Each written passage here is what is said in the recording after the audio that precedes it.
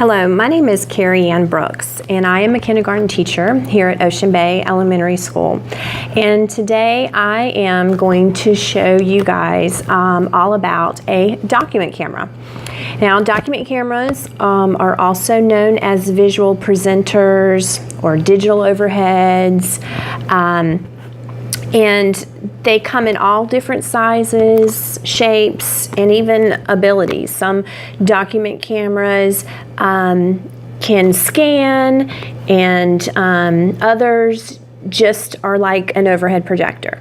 So I guess it all depends on what kind of document camera you have.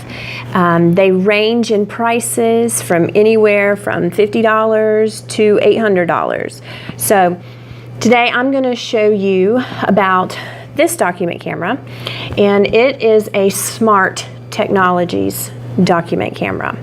This document camera is used here in our building by a gifted and talented teacher who teaches 4th and 5th graders, and she swears by this technology. She's the only one in our building that has this document camera in her classroom, and she wishes that everybody in Horry County could have one because of its benefits. Let's see, document cameras are visual presenters that take real-time images, not things that you find on the internet or on a smart slide. It takes real-time images and it displays them on the overhead or your smart board. And it makes it larger for your audience in order for children to be able to see you modeling something, sharing something. The list goes on, and we're going to talk about that later. But it displays it in a larger image so that everyone in your classroom is able to see it. It magnifies it and projects it. It can even project three-dimensional objects. So it's not just pictures, not just flat things, three-dimensional objects, which also is a benefit of having a document camera. Document cameras are one of the easiest and quickest ways to integrate technology into your classroom. It's very simple to set one of these up. It's just 2 cords. One of them goes into the computer. One of them goes into your document camera. As you can see, this one, it only has 2 cords, and then this cord actually goes into this tower that you see here. This tower is what projects it, okay? So here's your document camera. This is your camera underneath, and I'll show you that as well. I'll put my little handy dandy notebook on here, and you'll be able to see it projected onto the smart board. See? So that is the camera portion, is right here. Okay? You have an on and off switch at the top. Very simple. It's a light. So you can, if you want the image to be brighter or not so bright, depending on the lighting in your classroom, you have a light to help you. You have zoom up here. So if you want to get really close to something, say you want to magnify something in science and you're learning about leaves and you want to get super duper close to that leaf, then you can project here. It zooms in and out, okay? All right, so very simple to use. So if you want to start using this today, very, very simple to use. Sometimes this one is on the desk. They can be mounted in the ceiling and have arms that come down over the page that you're projecting. This allows teachers to display 2 or 3 dimensional objects while the audience is watching. Okay, so there's different forms, like I said before, depending on the price that you want to pay, anywhere from $50 to $800. So it depends on how you want it mounted or what you want it to be able to do. Most document cameras can also send video signals to your computer.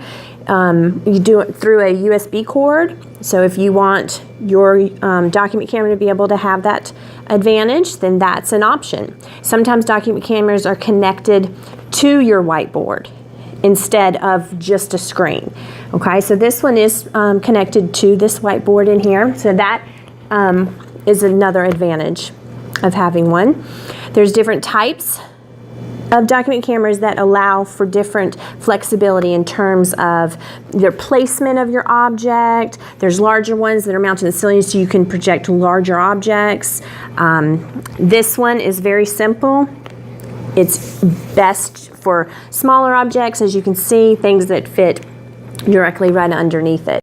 Okay, so I'm going to demonstrate some advantages of having a document camera and how to use it. When I first saw this, I had no idea how in the world I could start using that implement in my classroom today.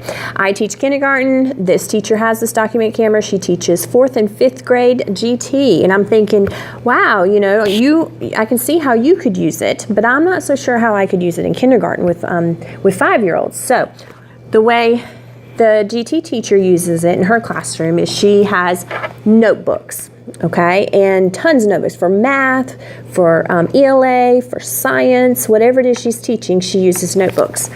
And the kids, it's an interactive notebook, and the kids do it together with her.